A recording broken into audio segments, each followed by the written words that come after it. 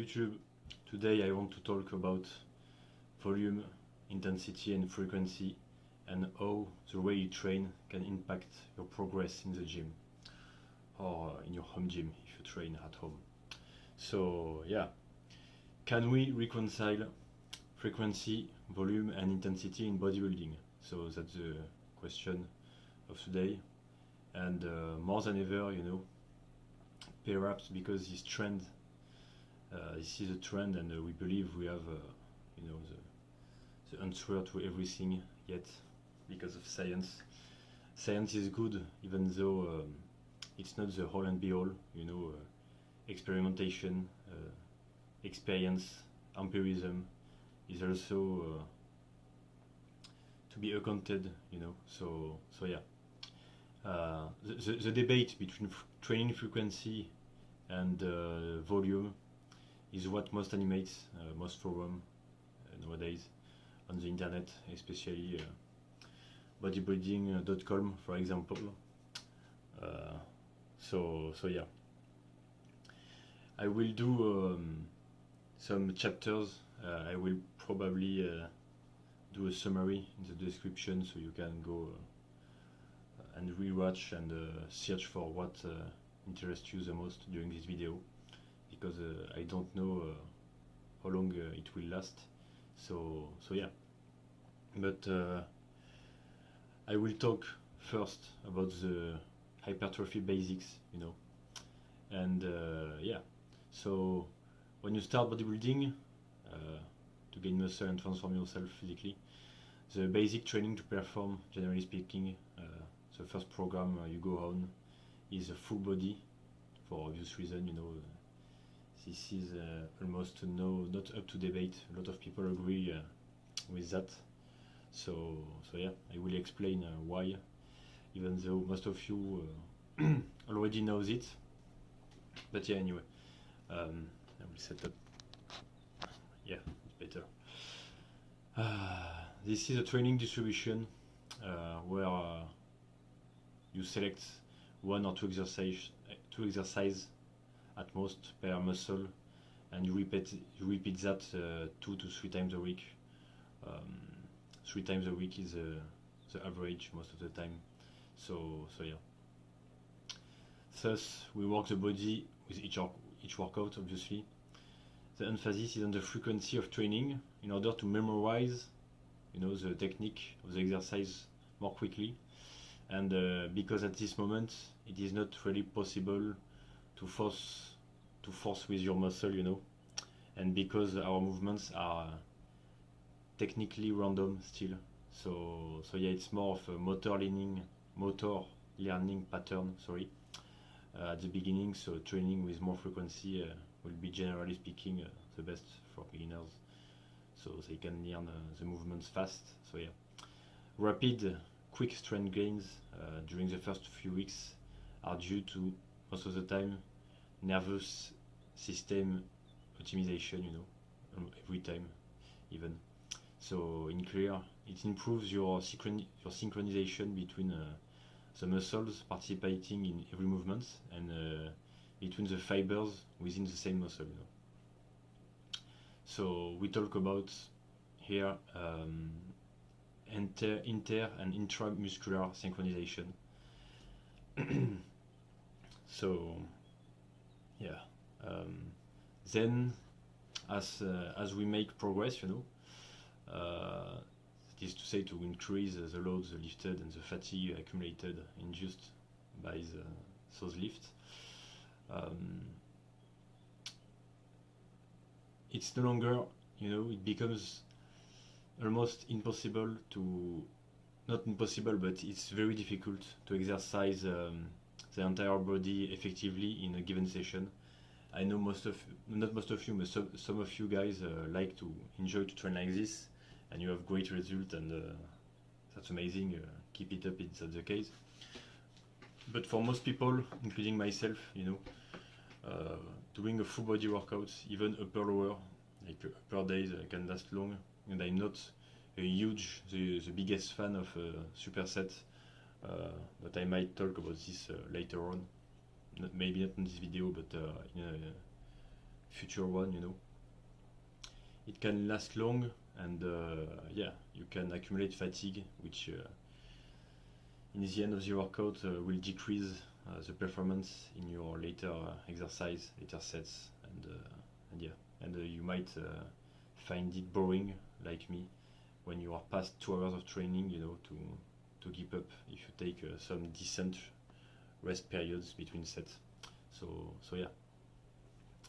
The last muscle, you know, worked suffer from the first, the work of the first.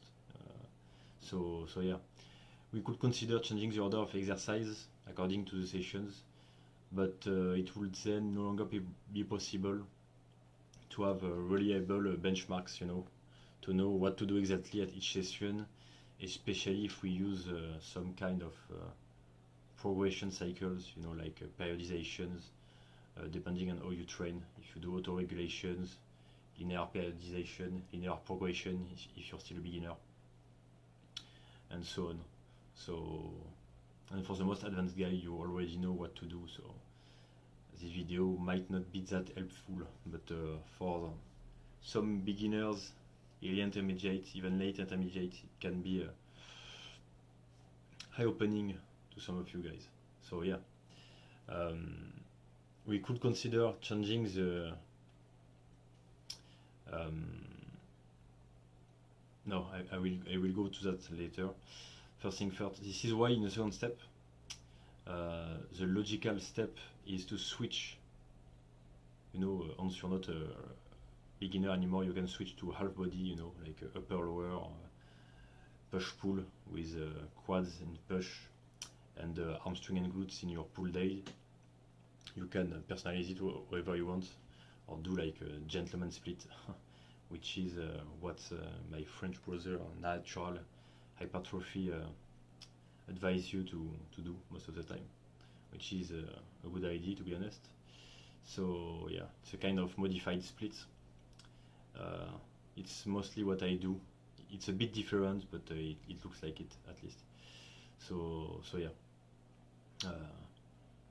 So the main advantage of the half body comparing to a full body, you just cut your training in two in order to devote as much energy to each exercise and each muscle, which is better in my opinion, at least for bodybuilding. So yeah, and as the weights change and the training volume has increased for each muscle, thanks to the half body for that, there's come a time when it's no longer possible to devote as much energy to the later exercise as to the earlier ones, you know. So half body is better than full body for that, but it's still better to go to on a split, you know. It's a step further in the personalization in your program, when you can devote more time and more energy to each muscle groups, you know. And this is when we switch to a more typical bodybuilding splits, not necessarily a bro split or a split with no progressive overload scheme or whatever, you know. The goal is still to progressively overload your muscle, obviously, in a way or another. So yeah, it's slightly more divided. Your training distribution, you know, is always a good idea. So the best known splits, I mean, most of the time are the push-pull legs, you know, where we will group all the exercises involved in the pushing motion, you know, in the same session. The pulling one, and obviously the leg day.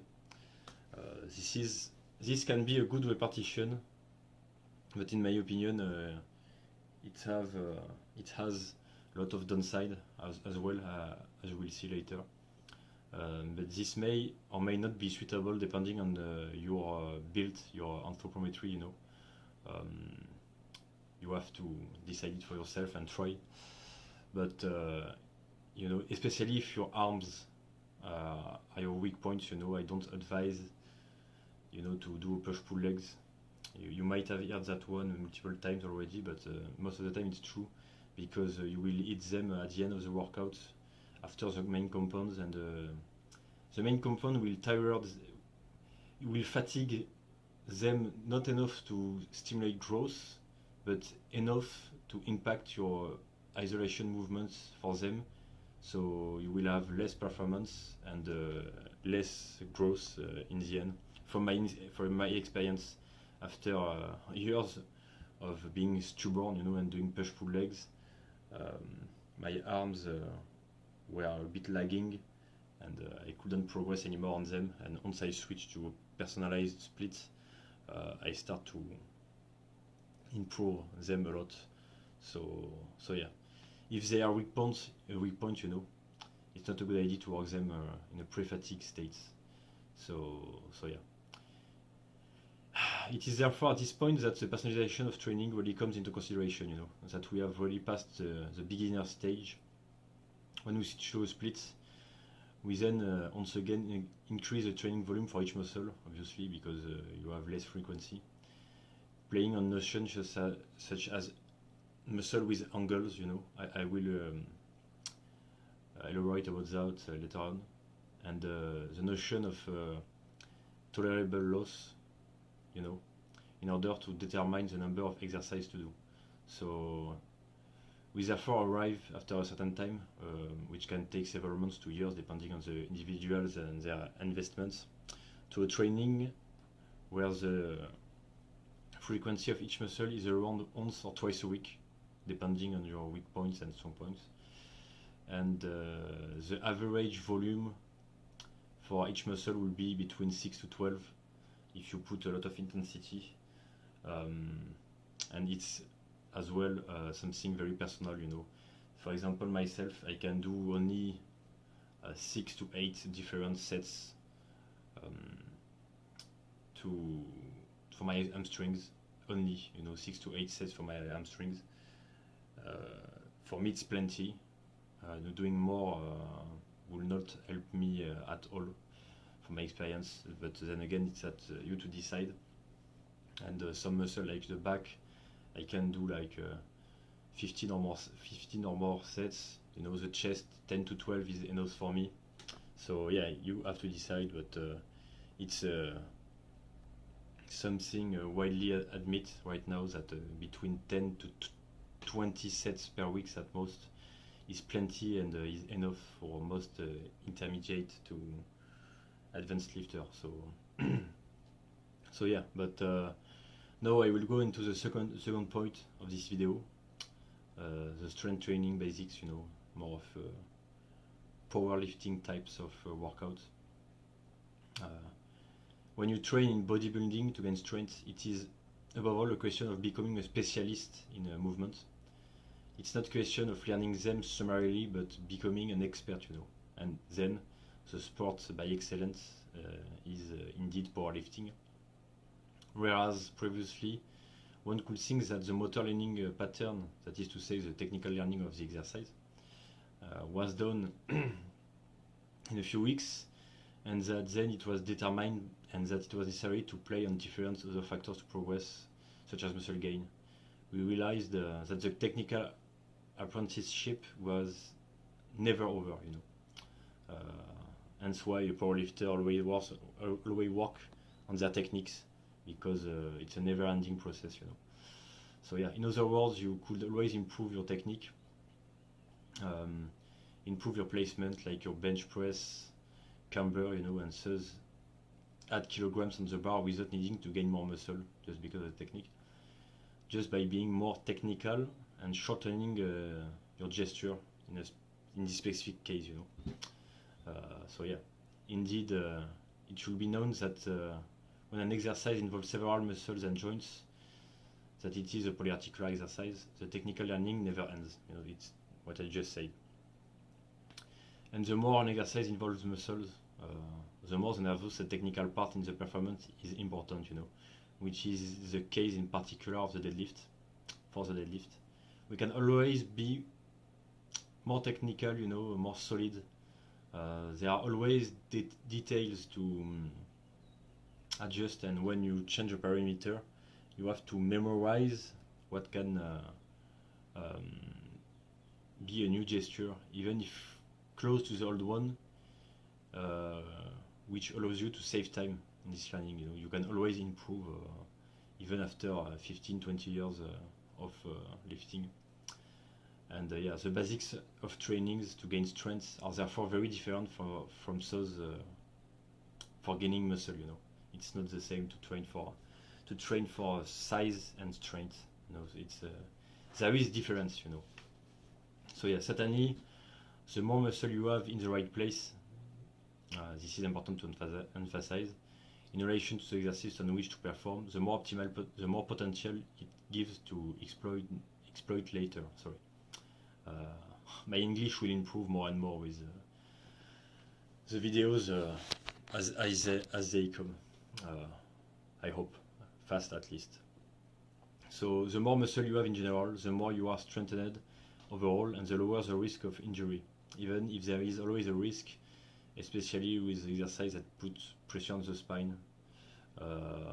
If you do them too often, too much frequency, too much volume, too much intensity, you know, the ego, you know, you have more chance to fuck it up. So yeah, but it helps to understand that the goal you set is extremely important in determining how you should train. It's mandatory even. The basics, that is to say the passage from a full body to a power hour, for example, are essentially the same, but thereafter it diverges because of the training to progress on a movement and not to progress on a muscle. You know, it's different. So these are two very different objectives, two different goals that requires different training in terms of frequency and volume, even in intensity. You know, the RPE, RAR, they are more useful and they should be utilized more in powerlifting than in bodybuilding. So yeah, on the one hand, you seek to improve your technique, to make the most of your build, you know, and your muscles, to optimize the movement.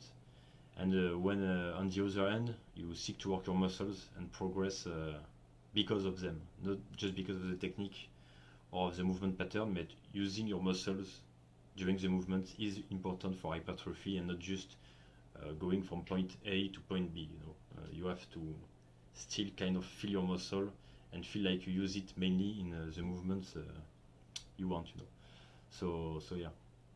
For example, in the bench press, if you are looking to improve your your PR, you know, because you are a powerlifter, competitor, you will try to improve your bridging, which reduces the work of the pecs and reduce the strength to be developed overall for the lift with the same load, you know. So it's something to take into consideration.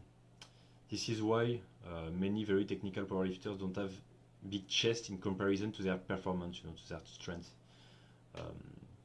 because their lift has become almost primarily a triceps lift. It's a bit exaggerated, of course, but you can often see powerlifters, they have sometimes, quite a lot of the times, bigger triceps than chest for some of them, depending on their build, because they just don't care about you know, the muscles for most of the time. They just want to optimize the lift. So yeah, unlike a person seeking to gain muscle, you know, in most cases, there is no interest in trying to reduce the work of your chest on the bench press. Bench press is just an example here because it's a movement you should use in that is mandatory in powerlifting. So rather to increase it so that their progress is to your chest and not to technical improvements and or nervous system optimization. You know, your goal should be to improve your muscles, not your CNS mainly. So yeah, this was the second chapter then. So now the third chapter, it will be the most important hypertrophy factors. You know, there is three of them. Three essential factors to combine in order to maximize your muscle gains in relation to your progress under the bars. You know, if they are not put together with a certain balance, then we will not take the maximum possible in a relation to the progress made, you know. In the sense that the first factors concern the mechanical tension, you know, the loads that are on the barbell, you know, the loads you lift. In other words, the heavier the better, to simplify. But unless this is not correlated with the second factor, which is metabolic stress, you know, everything that concerns the time under tension and during the session in a global way, and not only during the sets, sorry. Even if this is also important, we can partially compensate for short sets and therefore a lack of metabolic stress into the sets themselves, but multiplying them in order to increase the tonnage of the session can be a good idea. So yeah, in other words, if the weights are too heavy and do not allow for a certain number of repetitions and a certain number of sets, they will not allow the best possible physical results, you know, muscle gains, hypertrophy, or whatever you want to call it. This is why many athletes in weight class sports have a relatively low training volume in bodybuilding tonnage, which then allow strength gains with a low muscle mass in comparison, you know. So yeah. So finally, these two factors must be corrected with the third, which is simply progression. You know, these two factors means nothing if you don't progress. Progression is key. Obviously, almost everyone knows it nowadays. It's the main component to progress, but progress doesn't mean always improving your 1 RM or 3 or 5 RM, you know. It can be done by multiple ways. So yeah, the mechanical tension as well as the metabolic stress must be either in turn or at the same time, when possible, obviously. Be revised upward as often as possible. Ideally, almost every session, you know. But this is where, after having passing the stage of the complete beginner, to improve your lift almost every session. So as much as you can is very good. Focusing on a cycle, focusing on only one of the two without increasing the other at any given times leads to less results in terms of muscle gains, you know. You should have these three components in mind always during your training if you want to gain muscle. For example, if we focus on mechanical tension, the load, and only perform 3 sets per muscle on a single exercise, my experience leads me to the conclusion that the tonnage in the session is too weak for the muscular progress to be maximized, even if the mechanical tension progress from session to session, you know. It's not enough to just increase the load from session to session if you don't have enough volume during your training, during a given session, you know. At the contrary, you know, if we perform 20 series for a muscle on 5 different exercises, and therefore with ridiculously low loads compared to what we could put on each of them if they were performed first in the session, then muscle gains will not be maximized with regard to progress in tonnage. It's the same example, but it's the extreme others, you know. If you do too much volume for with not enough intensity, you know, it's junk volume basically, you know. When I was talking about the tolerable loss, it's basically junk volume, just another term to saying it. It's not good as well. You have to find the middle range, you know, and to be everything has to be balanced to optimize things. So yeah, this therefore leads to subtle balance, which shows that progressing alone on one factor while neglecting the others does not allow you to gain the maximal amount of muscle, you know.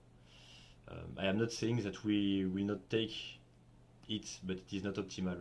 The nuance is important, you know. Both can work, but it's not optimal, and that's what I talk about here. This is why performing 3 sets of an exercise 3 times a week, is not equal in terms of muscle results to performing 3 sets of 3 different exercises once a week, because of one of the factors is then neglected in the first case. And that's where I want to insist. For me, it's it's more how to say it, efficient, and it works better to, yes, I will say it, to do just 1 session a week for a given muscle group, but accumulating enough volume during that given session, than not doing enough and trying to fill the volume that you need during other sessions you might had for a given muscle group, as I just said. For me, yes, it's better to do 3-4 sets with 3 different exercises in one workout than doing only 3-4 sets during one workout 3 times a week, because you don't accumulate enough volume during a workout, and it's important. And I don't see a lot of people talking about that, the volume during a workout. Most people talk just about weekly volume, but for me the volume during a session is just as important, not more obviously, but it's very important. Maybe not as much, but still there is a difference. You visually you can see it. If you train like this for a long time, enough time at least, you'll see a change visually. So yeah. So yes, I have a script behind me. That's why sometimes I'm a bit lost, because I try to keep up. I wrote everything down to be sure to forget anything, and to try to be to be faster, and so that the video will be more fluid. But it's hard to read the scripts, and at the same time, trying to keep up the rhythm, and watching the camera at the same time. So yeah, sorry for that. Where I was,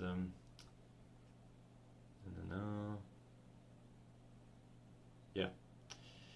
So here, not to mention that rare are the muscles that are not with angles, different angles to it, and that do not need several exercises to correctly target all the muscles in question. For a lot of muscles, you have to do multiple different exercises to hit them entirely, perfectly.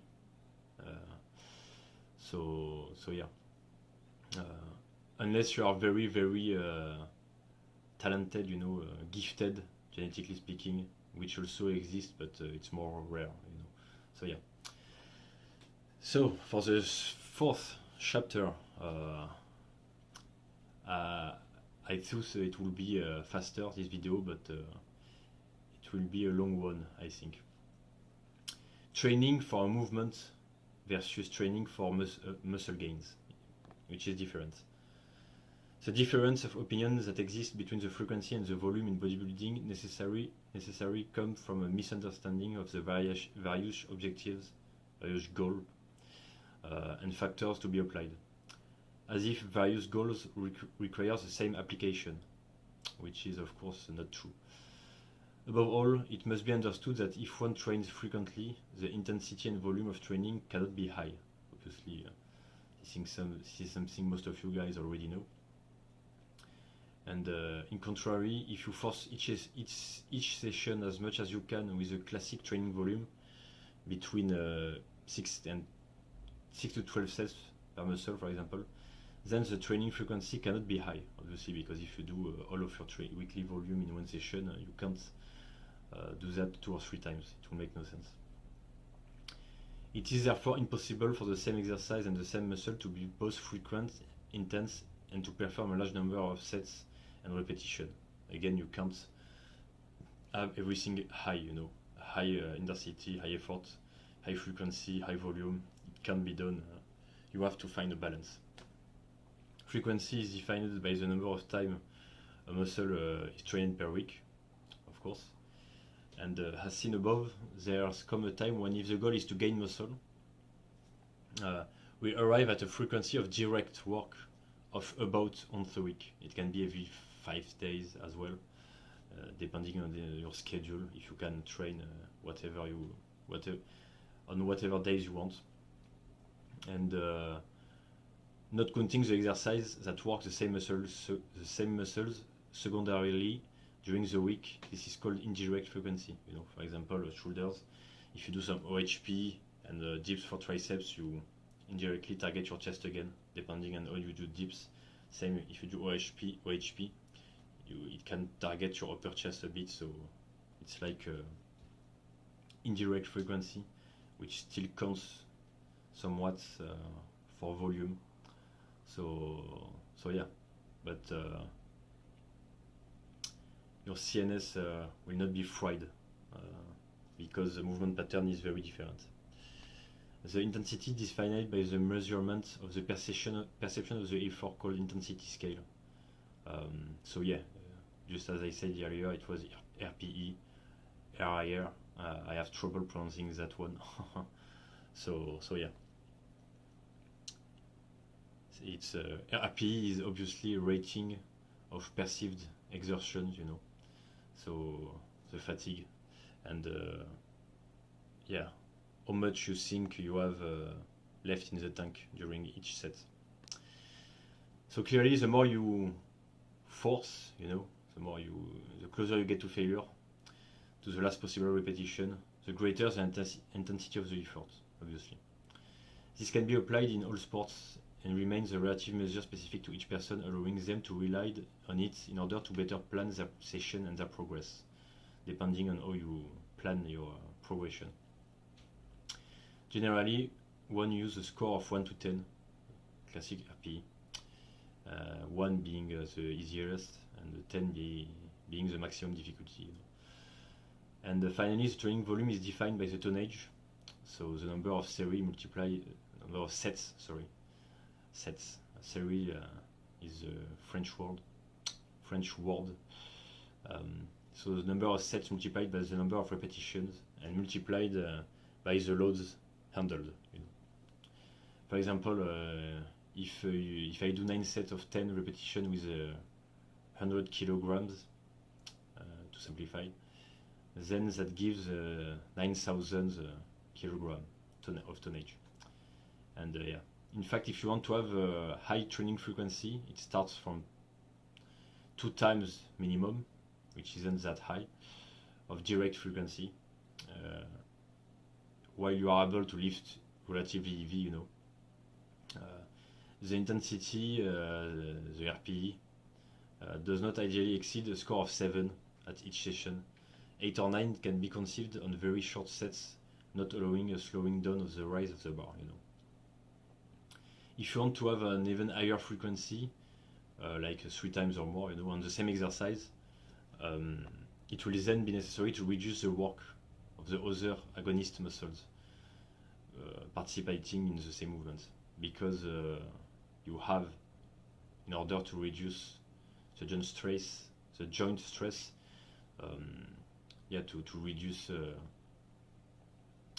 the RPE, so that it's feasible at least for a few weeks, few months before stalling. It is the fact of not really forcing that allows you to be able to repeat the movement frequently, and thus to optimize the exercise technically and nervously to become an expert bit by bit. Unfortunately, if one is satisfied with an RPE 7, in fact this proves to be insufficient to maximize one's muscle gains, since the effort produces almost no damage, even if there is a gradual increase in mechanical stress, still lacking some metabolic. To obtain the maximum muscle gains with regards to one progress in training, the efforts must be at an intensity of 8 to 9 on medium series, like between 6 to 12 or more repetitions on most component movements, you know, in general. For me, reps below 6 are not as good for hypertrophy and to accumulate volume, because we'll have to do more sets to compensate, and it's not as good, in my humble opinion at least. So yeah, this is and if you periodize your training also, and you arrive at the end of it, a progression cycle, you know. If you do, for example, 4 sets of 12, and each week you increase the load, every 2, 3, 4 weeks, the load will become heavier and heavier, so it will be sets of 10, then set of 8, then set of 6, and once you stall at your sets of 6, you can deload a bit and work back up from there. So yeah, and to obtain the maximum muscle, I already wrote that, I think. No. Yeah, to obtain the maximum muscle gains with regards to one's progress in training, the efforts must be at, I wrote that. Which does not then allow a frequency high drive, you know, in a sense that if you do 3-4 exercise for a muscle group on a given day, you do 3-4 sets, and you're between RP 8 or 9 or even 10 sometimes, you can't have higher frequency training for each muscle group, or you will have to prioritize and do only 1 or 2 with a twice a week frequency, and the rest on once a week frequency, to have the time to recover, I know. So yeah, this is therefore not ideal for taking power on a movement, since the frequency is reduced and does not allow you to improve your technique and optimize your nervous system to excel in the exercise in question. If we persist in having a high frequency with such RPE, we end up burning our CNS, you know, and no longer progressing, or even regressing, because our recovery capacities are not sufficient to recover. As an aside, if one insists on having the maximum RPE on each set by extensively using various intensification techniques in order to produce the greatest inroad, the greatest possible loss of force, and therefore the most damage possible, then the possible training frequency will be too low to maximize muscle gains. Again, if you go to failure on too much exercise on every set with too much compound, for example, you will the frequency of your will drop so much that even once a week might not be enough. You might not recover in a week, you know. Sometimes I've been there. Sometimes even 7 days were not enough to recover, and sometimes I needed like 10 days to recover from a squat or a bench press, or even more for deadlift, because I went way too fucking hard, you know. So you don't have you should not go overboard as well, and keep being away short from failure, you know. RPE 10 being not failure, because you successfully do the repetition, but do not go to failure beyond RPE 10.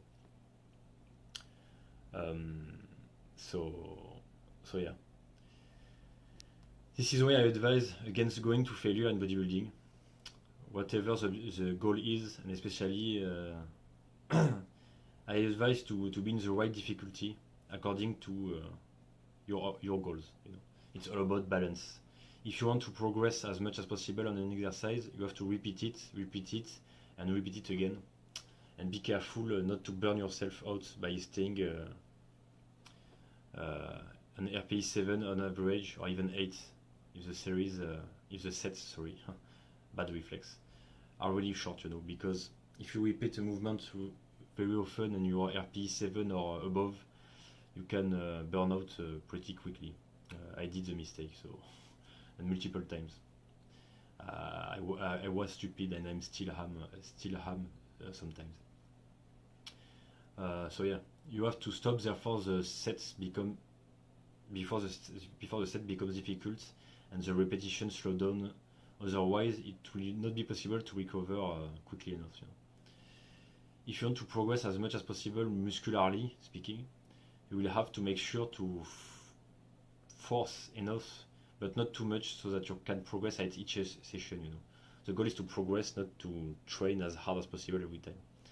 Make real progress, which is not necessarily the previous case. We'll talk about that another time.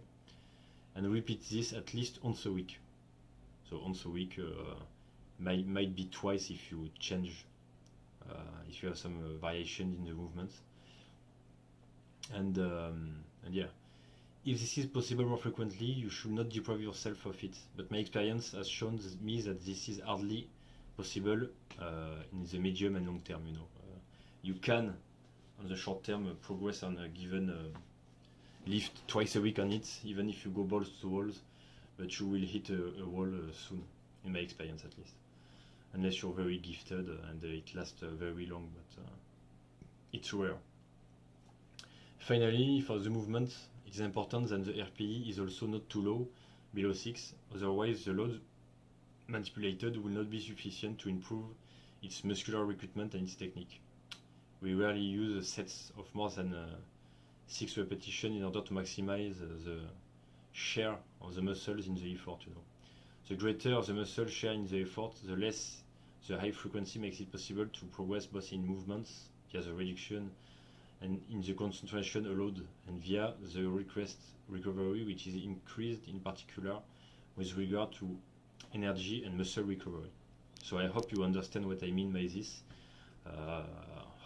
Obviously, as you already know, English is not my first language, so I hope it's not too confusing. Otherwise, tell me in the comments. But yeah, I try to be as easy to understand as possible, but I might be wrong on that after rereading myself like this. But yeah, anyway. However, this can make sense in order to strengthen your muscles, in order to reduce your risk of injury by using variations of the exercise in question, then allowing you to reduce joint stress by manipulating low loads compared to your strength. For example, doing a close grip bench on a day instead of wider grip, you know. So the fifth chapter, which might be more of a theory one that I have, is like immunization, you know. So you will see, you know, there is a lot of specialists that explain that the more you train, the more you can do, and the more you are able to train in general. This is obviously true from a sporting point of view, up to certain limits specific to each person. This is, however, to be put into perspective with regard to muscular progression. To gain muscle, it is important that the effort we make produce damage. Most of the time, this is corroborated with soreness in bodybuilding. It is not mandatory to have them to gain muscle, to have it, the soreness. Indeed, you can have it and not really feel it at rest. But this is a sign that our muscles at least have suffered damage, especially in the part of the good area. You know, if you train your chest and you have DOMs here, it's not a good sign, you know, because it's not supposed to happen here in the joints, you know. If you have it here in the chest, then it's good. So yeah. Some categories of the population are not very prone to DOMs, you know. And especially women, because of their estrogen levels, which act as a protector against muscle breakdown, and which partly explain why they gain less muscle than a man. You know, maybe it might be a question of fast twitch and low twitch fibers. It's possible as well. Good to know also, always to support these theses, is that anabolic steroids and other anabolic hormones increase the intensity of the DOMs, and therefore muscle damage, but also allow to recover much more quickly, which explains why they can be trained more frequently, less intensely, while progressing much more muscularly speaking in the short term, compared to natural bodybuilder. When trying to gain muscle, it is important to ensure that our muscles are trying to adapt to overcompensate by strengthening themselves. Sorry. This video will be a lot longer than what I imagine, but I hope it's not too bad. So yeah, I continue. This means that the signal must be strong enough to destroy, but not too strong either, to allow us to retrain early enough. If a stress, an effort is repeated frequently, we adapt to it. We then speak of immunization, which is what I think. Immunization is rarely complete, but helps to explain why the more you train, the more you can train, as if you were recovering by magic, Because the efforts made produce less damage, if not no damage at all, which may be a bit exaggerated, but still. This does not mean that we will not build muscle, but that we will build. I don't know why I wrote take, makes no sense. I will rephrase it. This does not mean that we will not build muscle, but that we will build less than if we are less aware of the effort in question. This is why, if you go on vacation and stop training, you have horrible DOMs because you are completely humanized, desensibilized. I don't even have the word in English, but you're not. You don't have the habits of the efforts. You lose the habits. It's like your body doesn't remember what it's like to put efforts under the weight, and then you get insane DOMs when you come back. After a week or two, depending on person to person. But if we repeat it again, we become more and more immune, and no more muscular adaptation has any reason to be made. You can also become immunized with your CNS if you go hard too often, and hence the use of the periodization can be good. It can be a good idea at least, and I recommend, in order to have some easy periods, some easy times sometimes to recover and not burn yourself, And be careful, however, not to see only the muscles in the effort, Other structures are at stake, such as our tendons and joints in a broad sense.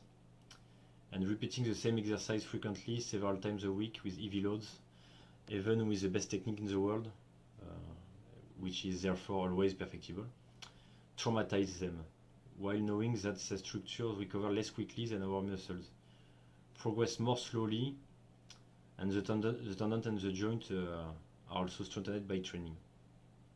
And the slower you progress, the more time you give to your tendons and joints to strengthen and to recover. So it's always a good thing, and that's why minimalist training isn't good, and you better do some variations in your training and have a multiple range of exercise, So yeah, the reduction of muscle damage by increasing the frequency of training therefore does not concern our joints. This is to be taken into consideration when we know that when we practice bodybuilding without doping, without anabolic steroids, without enhancing yourself, the real progress is made in the medium and long term. you should never look only at the short terms, but have an overall vision, you know. So yeah, almost the end, I think. Chapter number 6, a notion of goals.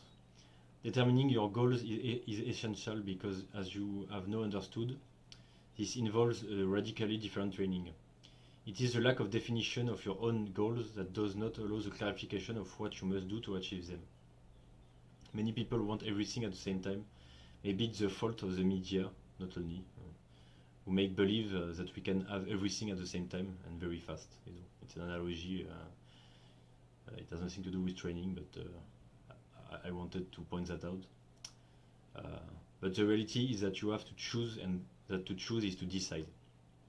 Either we train to gain muscle as a priority, or we train to gain strength, or we train to run faster or to be better at something else. It's two different things at the end of the day. But this implies training programs and a way of organizing radically different. Either we train to gain chest, to gain some chest muscle as a priority, depending on our build. You will do flat bench or decline bench. I love decline bench for some people that are like me and don't feel their chest well during the flat version. So you either train to gain chest size, or or you train to progress in the bench press.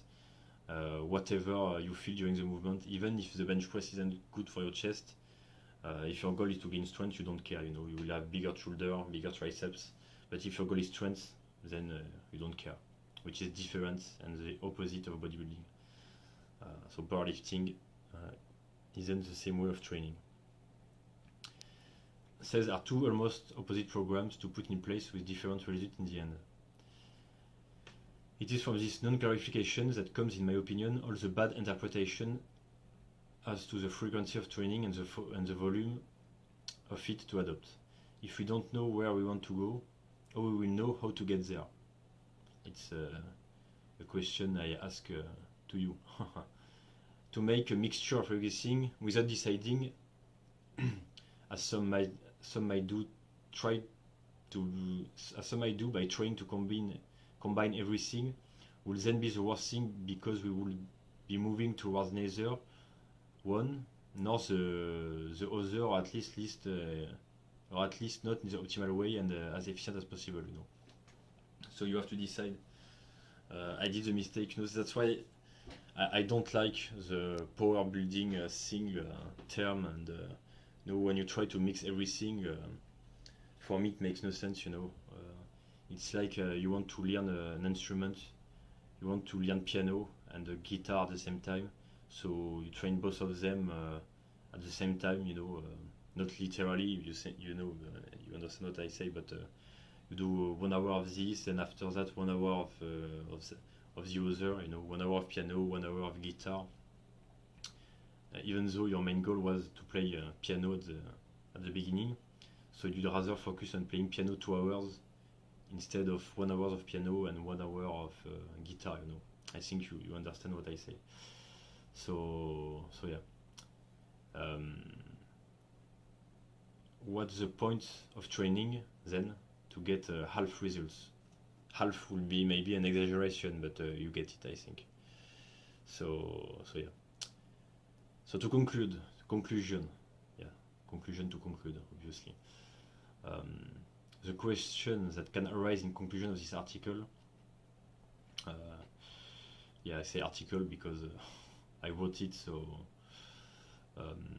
but I just read it to you, but I don't know why I say this article, because I knew I was going to make a video about it and not just an article. Anyway, so the conclusion of it is if there is an interest in alternating the goals and therefore the periods in order to progress, sometimes mainly muscularly, in a way proportional to its progress under the bar, and sometimes in a non-proportional way to use this acquired strength to use higher loads on medium series, medium sets. That's what I ask. My experience led me to believe that the path taken to reach a certain level of strength determines the physique that one will have for this level of strength, this given level of strength, which is very important. That if we have reached 150 kilograms in the bench press, for example, with high frequency training oriented towards gaining strength on these movements, this does not correspond for the same individual, I insist on this point, to the muscle mass that he would have if he had achieved the same performance with training geared towards building muscle mass, which is very important to understand and to make the distinction.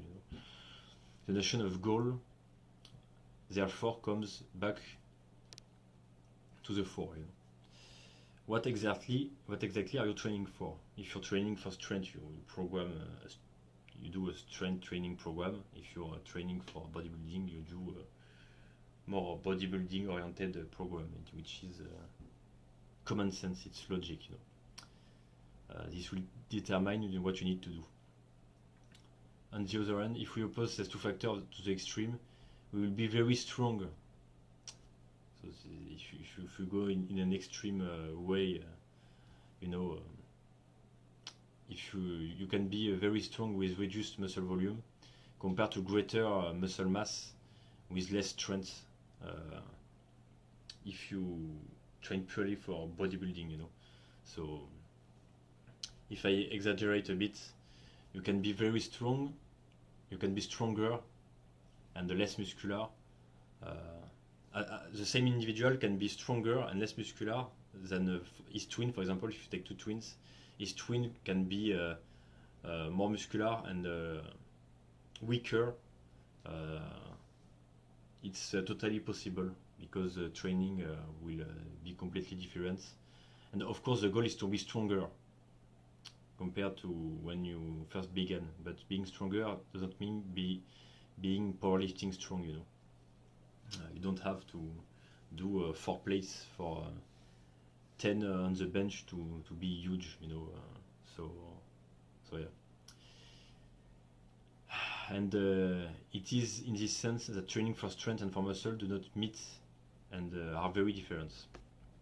And yeah, I hope I have enlightened you on the subject. It was very long and I think it wasn't very clear in some parts. I realized it when I talked and I wrote this little article to you. I should have phrased it better at some times. I still hope you will understand what I meant in this video. If not, you can tell me and yeah. So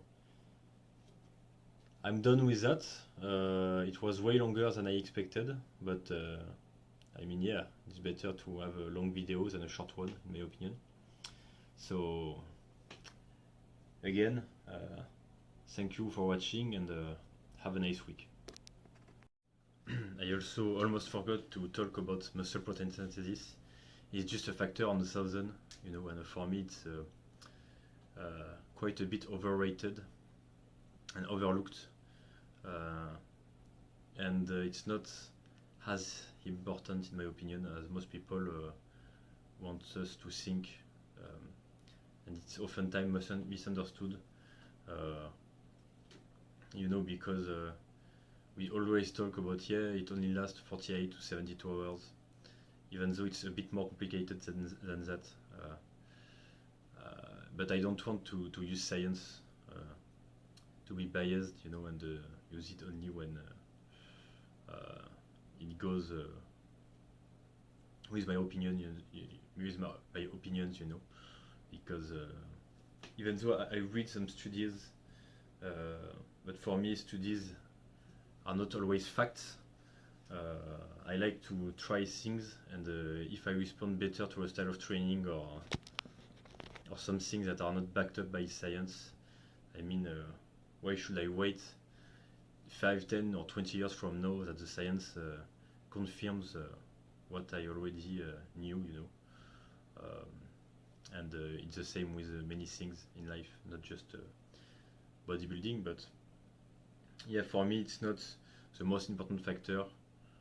factor, sorry, factor, it's a French word, and yeah, I might I might not have I might not make many friends with that sentence, but I don't care. That's what I think. It's not the biggest important factor, and yeah, it's my opinion, and I will not change my mind about it. And from experience and myself and others, I saw it wasn't the things that determine everything in your training protocol. So yeah. Thank you for watching this time again, and yeah, have a nice week.